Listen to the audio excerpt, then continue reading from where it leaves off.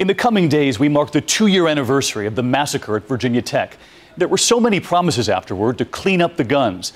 So we wanted to know, did authorities keep those promises? Is it any harder to buy a gun? A sun-filled Saturday morning, and Omar Samaha stands in this parking lot in Richmond, Virginia. The number of cars quickly growing, along with the line to get in. Omar is at a gun show, the last place he ever thought he'd be.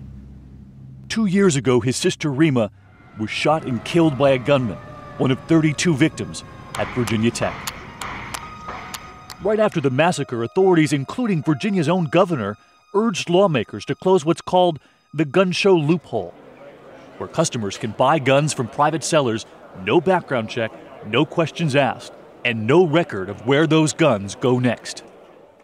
For more than a year, ABC News has followed Omar in his quest to make sure authorities keep their word. We give Omar 1 hour and $5,000 in cash. What could he buy? And what questions would be asked? He gets in line, and already he's approached by a seller. Omar buys a gun. So this is what? This is a Glock.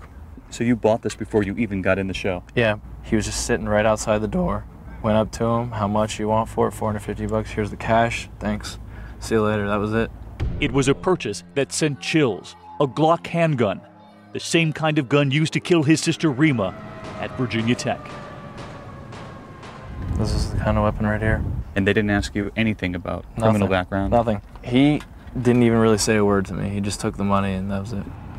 What's going through your mind to know how easy it was to get the same kind of weapon? To be honest with you, I'm blocking out images that I have going through my head right now. I don't want to think about how gruesome it was and how somebody used this type of weapon on my sister and so many other innocent people. The Virginia Tech gunman bought his weapon at a gun store where federally mandated background checks are required in this country. His check failed to uncover his history of mental illness, a breakdown in the system. Right away, authorities promised to fix that, and they were urged to fix this, the gun show loophole, considered even more glaring, where anyone can get a gun. The gun show's only been open for about a half an hour, a long line, and Omar's now inside. Omar makes his way down the aisles, passing tables covered with guns, a father pushing a stroller. For many American families, this is just a simple weekend outing. And then Omar emerges, carrying, in this case, a semi-automatic assault weapon. And what did they ask? Nothing. Nothing. I just went up, gave him cash. He's like, cash is all you need. The hour continues, his hands full of weapons, nothing asked of him. Until his next purchase, when Omar walks to his car with shotguns slung over his shoulder. What did he ask you for? He wanted to see my license, just to see that I was a Virginia resident. That's it. But when Omar resisted, the seller backs off, not wanting to lose a sale. What did he do? And he was like, give me $100 more, and I'll let you go. I'll take the risk.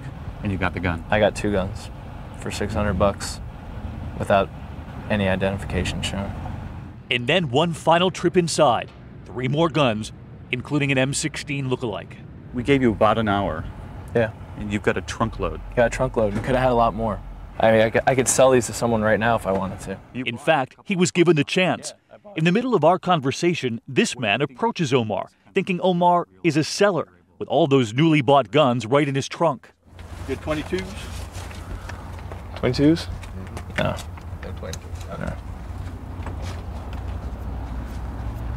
What, do you want to buy or something? Yeah, he's trying to buy. What do you think people don't realize about the ease in which you just bought 10 guns? That anybody can do it, and it's for real. It's that easy. It is also very common. 33 states have these gun show loopholes. In fact, the Bureau of Alcohol, Tobacco, and Firearms says that in their investigation, private sellers at gun shows are a major source of crime guns.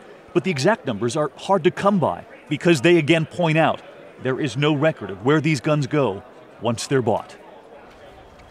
In the 2 years since his sister's death, Omar has fought to close the loophole.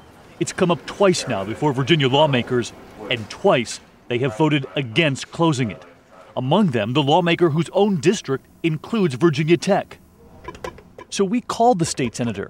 We were just hoping to talk to him about the latest with the gun show loophole, where that stands. He did not return our calls. So we then called the NRA to ask why they don't support closing the loophole, and they declined to be interviewed.